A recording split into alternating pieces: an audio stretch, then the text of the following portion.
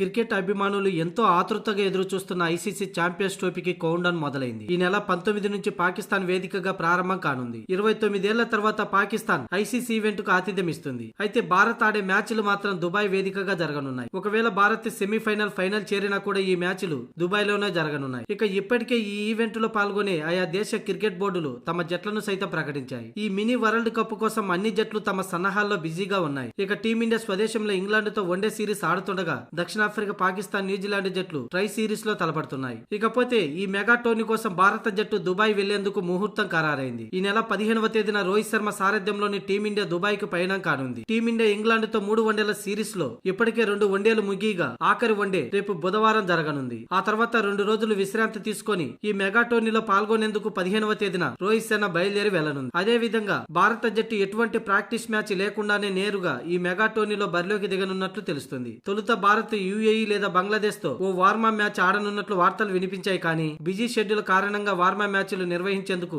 ఐసీసీకి వీలు పడలేదు. దీంతో నేరుగా ఈ నెల 20న తొలి మ్యాచ్ బంగ్లాదేశ్ తో తలపడనుంది. ఆ తర్వాత ఫిబ్రవరి 23న పాకిస్తాన్ తో టీమిండియా అమితుమి తేల్చుకోనుంది.